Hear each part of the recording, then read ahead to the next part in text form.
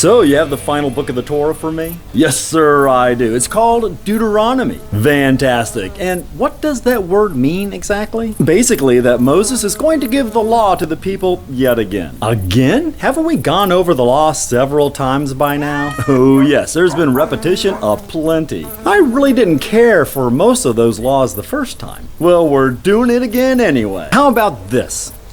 Can we not? Well, here's the thing. It'll give us a chance to undo some of Larry's vandalism of the book of Exodus. What are you talking about? You remember how we briefly touched upon the Ten Commandments during the whole escape from Egypt thing? Oh, right. Moses came down from Mount Sinai with those stone tablets. Good memory, sir, but I didn't have a chance at that time to show you the mess that Larry had made of the rules that were actually on those tablets. Oh, golly, what did he do? As it so happens, in the 20th chapter of Exodus, God had established a fairly reasonable set of his directives for humanity. What kind of directives are we talking about? Obvious ones like don't kill, don't steal, don't lie, don't commit adultery. Very obvious. Also ones like keep the Sabbath holy, honor thy father and thy mother, don't covet other people's stuff. Nice. And there were a few about the importance of worshiping him and only him. Such a jealous deity. Yeah.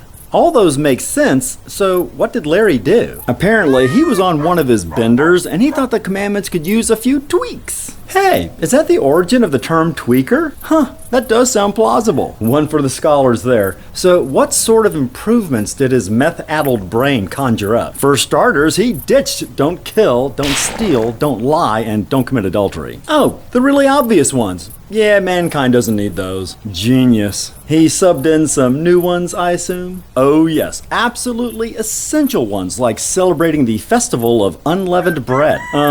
Okay. Also, the Festival of Weeks, as well as the Festival of Ingathering. Larry sure likes his festivals, huh? He's a party boy, always has been, but he still likes his Sundays free so he can sleep it off. Keeping the Sabbath holy. Sorta. What other holy alterations did Larry apply? There's no more honor thy father and thy mother. His weird home life. I get it. If you only knew. He also left out the prohibition on taking the Lord's name in vain. God, that's awesome. Sure is. But he must have started running out of steam because his last few scribblings are almost indecipherable. Reaching maximum blood levels of methamphetamine will do that to you. Yeah. I think there's some prohibition on yeast. God hates yeast, as we all know. So that rule isn't really out of left field. Even a stopped clock is right twice a day. What's a clock? What's left field? And there's some stuff about sacrificing firstborn animals. Pretty routine as religious rituals go. I'm surprised he's that coherent. It's still Larry, so we got this little wrinkle. The firstborn of a donkey you shall redeem with a lamb, or if you will not redeem it, you shall break its neck. There it is. He sure likes breaking necks. It reminds me of his pigeon mangling fetish. Lots of troubled kids abuse animals. I guess they do. So there's one last bit that Larry jotted down before he lost consciousness. What last gasp of a fever dream did our favorite tweaker conclude with? Don't boil a baby goat in its mother's milk. I'm sorry, what? Don't boil a baby goat in its mother's milk.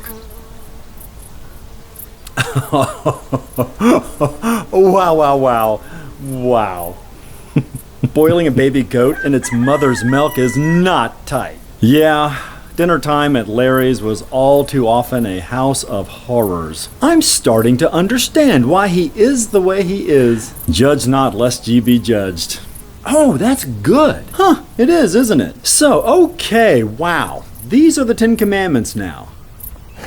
You can't walk this back? Not really. We've had scribes cranking out copies for months now. No one thought to question the obvious mutilation of the original documents. They're used to Larry's amendments. Plus, frankly, most of the scribes are minimum wage.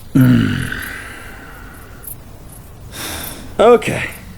So now we're stuck with a near nonsensical hodgepodge of rules that are supposed to be the most important rules for all humanity. Yes, sir. Exodus 34 is the only chapter in the Bible where we see the rules expressly given by God to Moses, written on stone tablets, and referred to as the 10 Commandments. Here's what you do.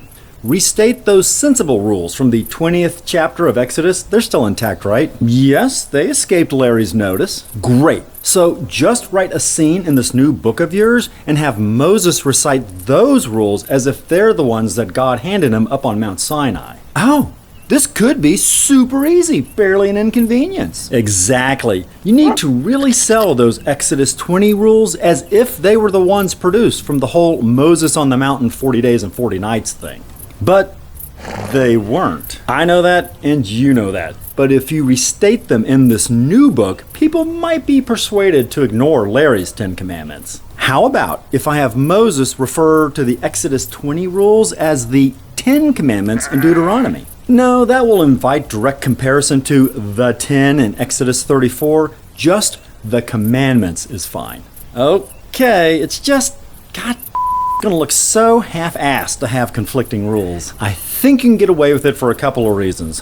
One, I'm pretty sure that if you cram enough words in and around all this stuff, that you can dilute Larry's ravings to the point where people will just look past them. Fingers crossed. And two, I think just the commandments sounds weightier than the 10 Commandments, don't you? Agreed. And if nothing else, seeing how people label these rules will instantly reveal if they've actually read the source material or not. Haha, yeah, that'll be kind of a cool built-in gotcha.